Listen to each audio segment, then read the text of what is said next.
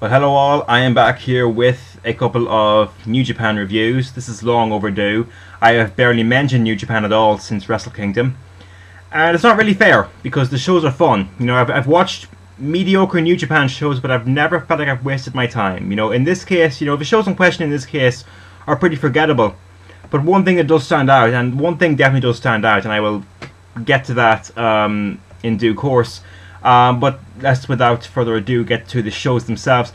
The first big New Japan show after Wrestle Kingdom was The New Beginning. Took place February 20th, and the show was okay. You know, I mean, if you're really pressed for time, there's only really one match that must be seen in my opinion, and it's not the one that maybe you would expect me to recommend, considering the preferences that I have talked about before. So there is that, but let's get to it. So hard to talk about these undercards sometimes. I guess the first thing of any note on this show was the IWGP Tag Team Championship match between Bad Intentions and Muscle Orchestra. Bernard and Anderson have just really started to incorporate more tag team moves into their matches, and it does show quite a bit, I'd say.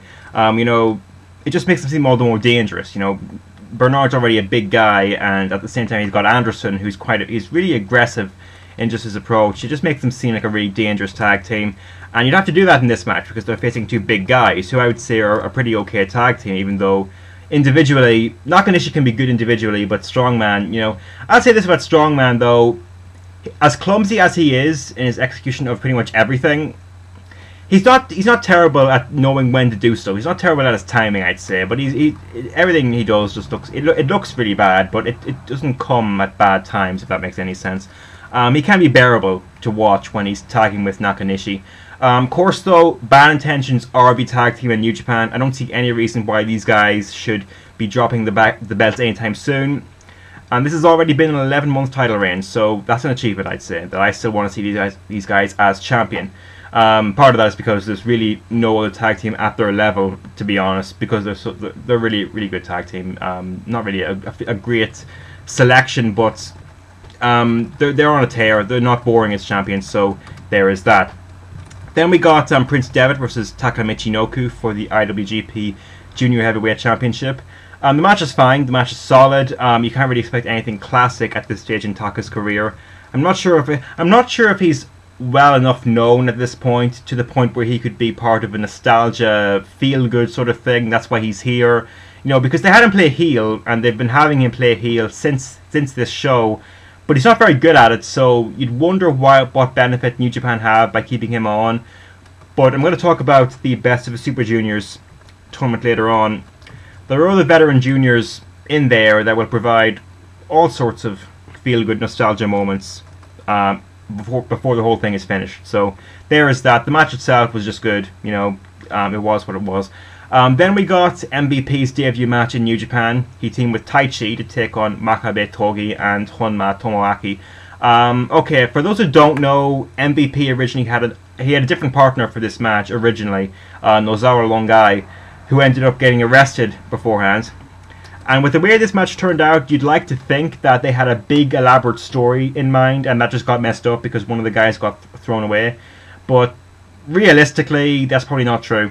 I have no idea what they were thinking with this match, with this getting on pay-per-view. This felt like a match designed for MVP to get comfortable working with foreign talent and communicating with foreign talent before the big payoff on pay-per-view, except this was on the pay-per-view, so I don't know what they were thinking here. The match just didn't allow MVP to get his moves over as strongly as he needed to, which is a very basic requirement for a depth match, I'd say.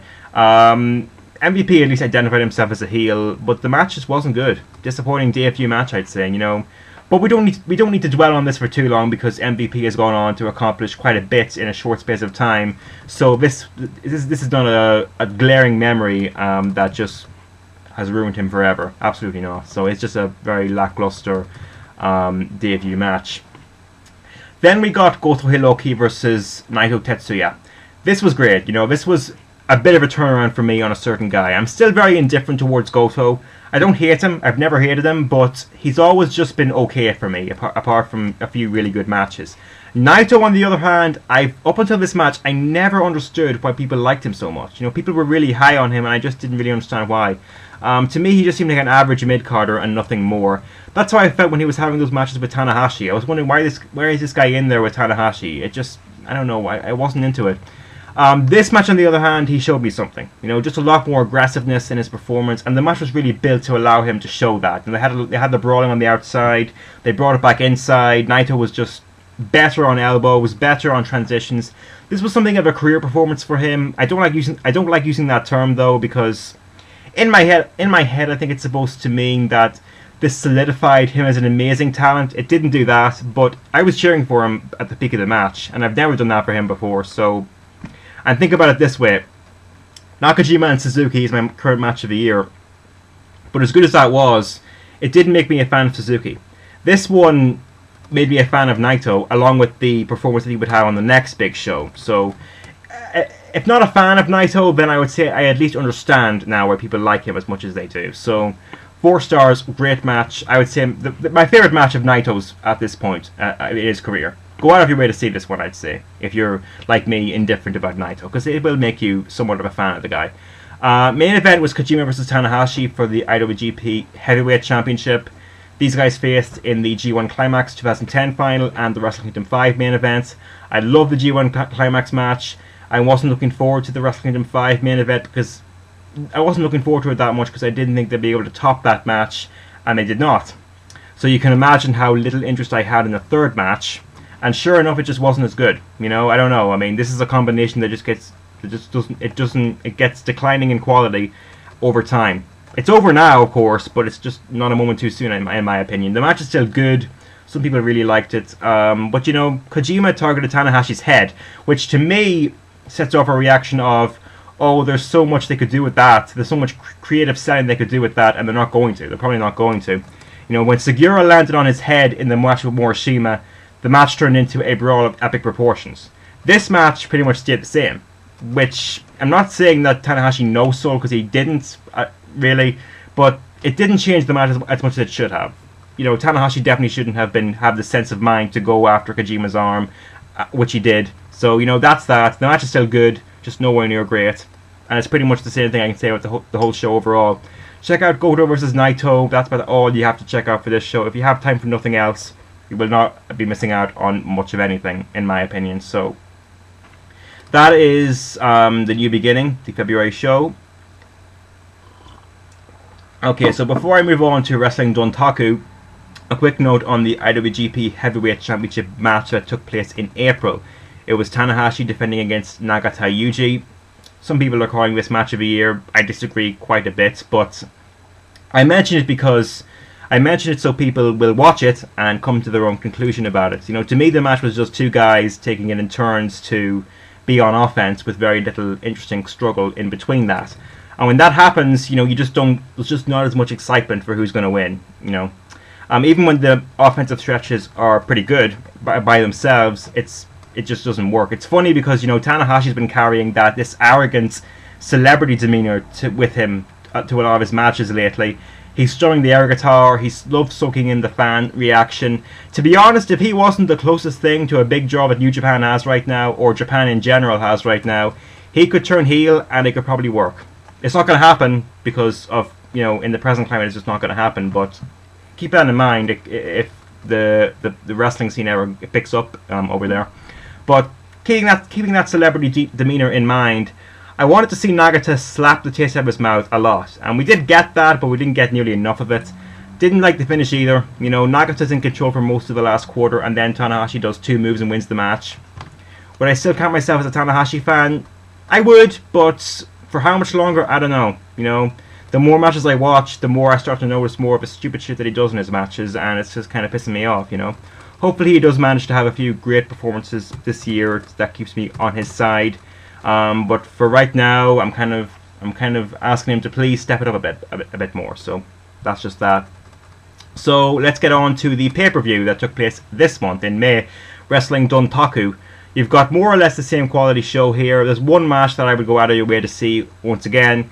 Everything else is pretty forgettable. Still a fun show. I would say it's a little bit more fun than the February show, but the difference is really minimal.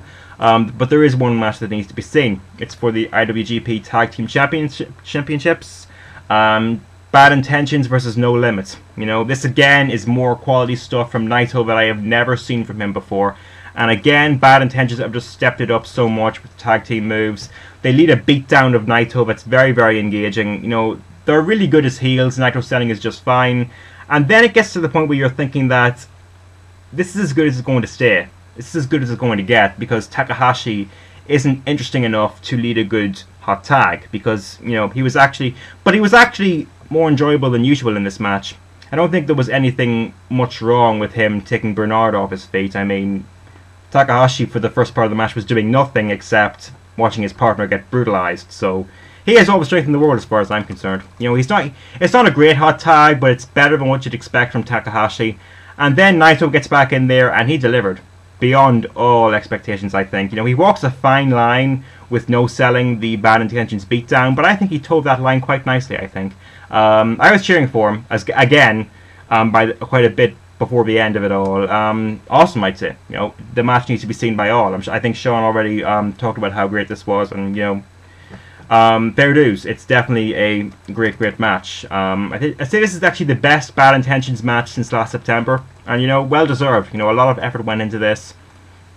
You know, also on this show we had a Noah versus New Japan interpromotional tag, Goto Hiroki and Tama Tonga versus Sugiura Takashi and Hashi Makoto. I thought they packed a lot of nice stuff into this one. I would just question why Tonga was in this match at all. You know, I know these tags are not always a pair of main eventers going at it, and I understand putting a guy on the spot and seeing how he does. But really, Tonga, really, I mean, what has he shown you to think that he might do well at all in this kind of match? I don't know what. Hashi is quite okay. Some people really are really deep into his stuff that he does in the small shoot style companies.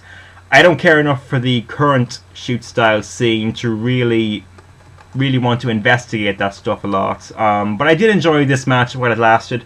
It didn't have to be long. It felt urgent and strategic and all that sort of stuff, so no complaints there. I was into it. I enjoyed it. Next two matches I was less into.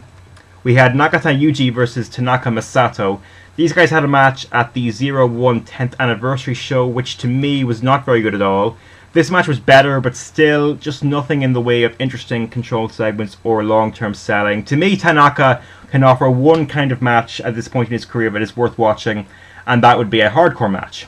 You know, even though part of me says that once you've seen one of his hardcore matches, you've seen them all. The Wrestle Kingdom 5 the Wrestle Kingdom 5 match with Makabe shows that he can still surprise you in that regard. I was really into that one. Nagata is a legend, but I don't know. He can't carry a match in all circumstances. He can be in a tag match with mid-carders and make them look like stars. He's really good at that sometimes. But in here with Tanaka, it just didn't work that well. You know, now that said, something happened after the mediocre Kojima versus Makabe match that made me very happy, and that was the return of Suzuki Minoru to New Japan. I'm not really sure what it is about Suzuki that makes me think that he'll be better at carrying guys like Tanaka, Kojima, Makabe to good matches than Nagata is, because, you know, I'm not sure why I think that, because their styles are very similar.